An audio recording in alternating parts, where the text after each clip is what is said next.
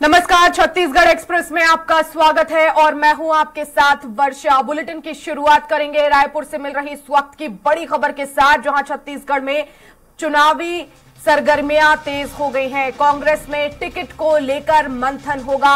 आज प्रदेश चुनावी समिति की बैठक होने वाली है। सुबह 11 बजे से बैठकों का दौर शुरू होगा। सीएम भूपेश बघेल, प्रभारी कुमारी शैलजा मौजूद रहेंगी और deputy CM TS Singhdeo, PCC chief Deepak Baij भी शामिल होंगे। तो मैराथन बैठकें आज कांग्रेस की होने वाली हैं। टिकट मंथन होगा और आपको बता दें कि लगातार विधानसभा चुनाव को लेकर कांग्रेस बैठकें कर रही है और आज एक बार फिर से बैठक है। टिकट को लेकर इसमें मंथन होगा। प्रत्याशियों को लेकर फाइनल सूची तैयार होगी। तो प्रदेश चुनाव समिति की बैठक है और इसी खबर पर ज्यादा जानकारी के लिए संवाददाता स्वाति कौशिक हमारे साथ फोन लाइन पर जुड़ गई हैं। स्वाति, मैराथन बैठकों का दौर अब जो है आज शुरू होगा, लेकिन इंतजार इसी बात का है कि आखिर प्रत्याशियों का ऐलान कब होगा। लगातार मंथन हो रहा है, आखिर क्या वजह है कि देरी इतनी हो रही है?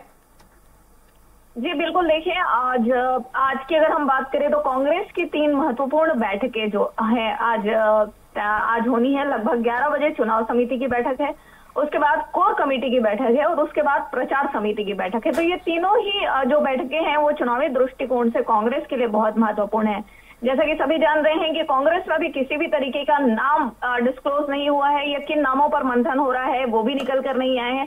लगातार बात यही चल रही है कि सिंगल उम्मीदवारी जहां पर आई है वहां पर नाम जो है वो लगभग तय समझे जा रहे हैं।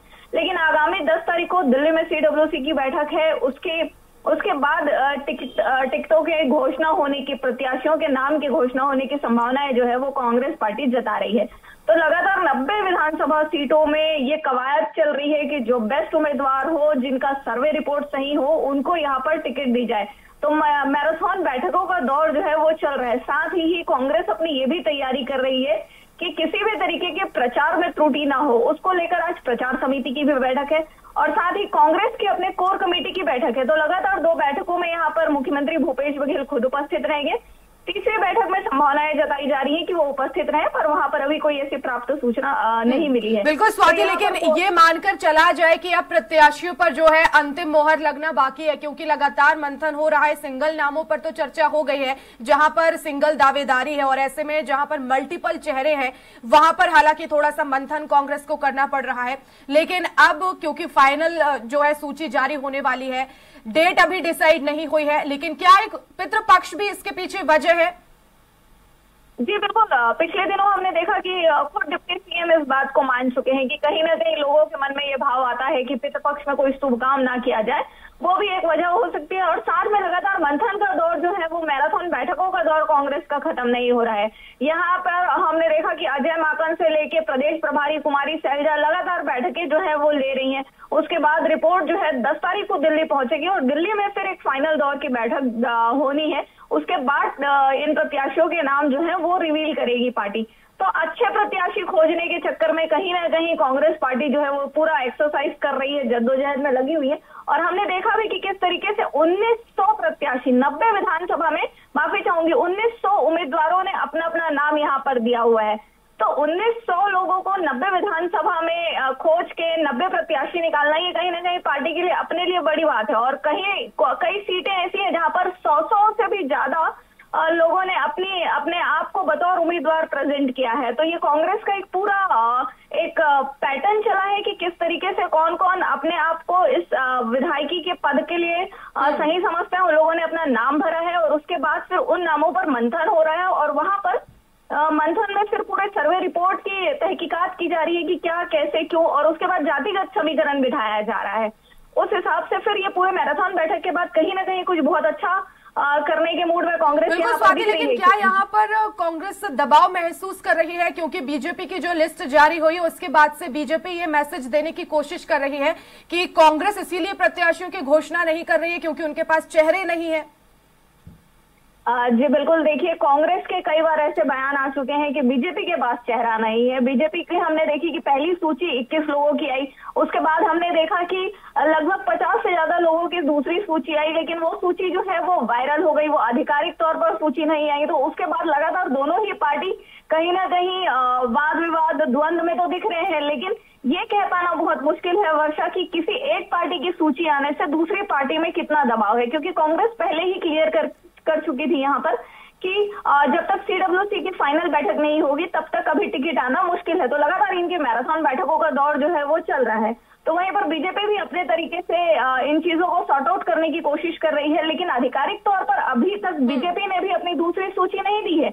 वो जो एक सूची जिसकी खबरें हर जगह रही, वो एक तरीके का वायरल सूची था, जिसको बहुत लोग कह रहे हैं कि वो कंफर्मेशन भी था, लेकिन आधिकारिक तौर पर बीजेपी पार्टी ने अभी तक अपनी दूसरी सूची जारी नहीं की है। जी बिल्कुल। और दूसरी तरफ बीजेपी में इस बात को लेकर काफी खींचतान भी हुई है स्वाति, क्योंकि पहली लिस्ट हमने देखी उसमें भी कई जगह पर विरोध का सामना करना पड़ा। उसके बाद जो वायरल सूची आई उसमें भी कहीं ना कहीं समर्थकों में नाराजगी थी।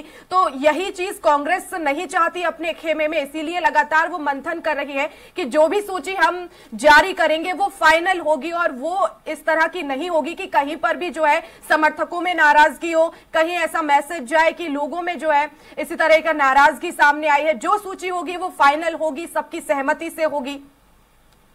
जी बिल्कुल, ये कहा जा सकता है वर्षा, क्योंकि चुनाव को बहुत ज्यादा समय बचा नहीं है और जितना समझ पा रहे हैं कि अगर इसी तरीके के द्वंद में रहेंगे तो फिर प्रचार और लोगों तक पहुंचने की जो समय है उसमें कहीं ना कहीं दिक्कत आएगी। क्योंकि हमने देखा, पिछले दिनों भी देखा कि कांग्रेस पार्टी में भी यही चीज हुई थी कि कुछ मंत्रियों के सीट्स बदले जाने की जो खबर है वो लगातार वायरल हो रही थी। तो उन खबरों को लेकर क्षेत्रवासी कांग्रेस भवन पहुंच रहे थे। तो सेम चीज जो है वो बीजेपी के साथ भी हुई। जब सूची वायरल हुई तो लगातार बीजेपी के जो कार्यकर्ता हैं वो प्रदेश कार्यालय तक पहुंचे, अपने नेताओं के घरों तक पहुंचे। बहुत से लोग रमन सिंह जी के घर तक पहुंचे तो बहुत से लोग दूसरे नेताओं के घरों तक पहुंचे। तो लगातार दोनों ही पार्टियों में ये दौर चला है। तो शायद यही वजह हो सकती है कि कहीं ना कहीं कांग्रेस अपनी टिकटों को बहुत सोच समझकर अपने प्रत्याशी तो चुनावी सरगर्मियां कांग्रेस में अब तेज हो गई हैं। देखना होगा, लगातार मैराथन बैठकें आज से शुरू होंगी, लेकिन फाइनल प्रत्याशियों की सूची कब जारी होगी इसका इंतजार है। फिलहाल बने रहिएगा स्वाति, खबरों पर आगे भी अपडेट्स लेंगे। और रायपुर से ही अगली बड़ी खबर, जहां बीजेपी का चुनावी अभियान तेज हो गया है। युवाओं को साधने छत्तीसगढ़ आएंगे तेजस्वी सूर्या और चुनाव में युवाओं की भागीदारी बढ़ाने का दौरा करेंगे। आपको बता दें कि 11 अक्टूबर को रायपुर आएंगे। पीएससी के मामले में सीएम हाउस के घेराव में भी शामिल हुए थे। विधानसभा चुनाव को लेकर एक्टिव हुई है बीजेपी। भाजपा के राष्ट्रीय अध्यक्ष हैं तेजस्वी सूर्या, जो छत्तीसगढ़ आएंगे। युवाओं में जो एक नया जोश भरने की यहां पर कोशिश तेजस्वी सूर्या की तरफ से होगी। और स्वाति हमारे साथ लगातार बनी हुई हैं। स्वाति, युवाओं में एक नया जोश भरने के लिए तेजस्वी सूर्या पहुंच रहे हैं, क्या कुछ रणनीति होगी युवाओं के लिए खास तौर पर छत्तीसगढ़ में?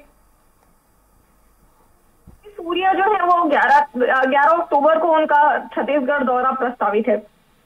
इस बीच हमने देखा कि जितना बीजेपी के युवा मोर्चा के जो लोग हैं वो नेशनल बॉडी के लोग जो है वो लगातार यहाँ पर आकर बूथ और डोर टू डोर कैंपेन के माध्यम से लोगों तक पहुंचने की कोशिश जो है वो कर रहे हैं। लेकिन वहीं पर देखने वाली बात ये भी है कि इसके पहले भी जब तेजस्वी सूर्या आए थे तो हजारों की भीड़ में सीएम हाउस के घेराव का कार्यक्रम जो है वो किया गया था पीएससी मसले को लेकर। और इस बार फिर अभी प्रदेश में पीएससी का मामला जो है वो गरमाया है। तो किस तरीके की रणनीति तेजस्वी सूर्या अपने भारतीय जनता युवा मोर्चा के लोगों को दे रहे हैं, ये तो देखने वाली बात होगी वर्षा। पर जिस तरीके से उनका आना अभी यहाँ पर प्रदेश में प्लान हुआ है और लगातार जिस तरीके से बीजेपी का केंद्रीय नेतृत्व यहाँ पर आ रहा है, ये कहीं ना कहीं अपने कार्यकर्ताओं को, अपने चेहरों को जनता के बीच पहुंचाने के लिए और केंद्रीय जितने देश में बीजेपी ने काम किया है उसको लोगों तक पहुंचाने और उस आधार पर वोट मांगने की राजनीति जो है वो यहाँ पर शुरू हो चुकी है। जी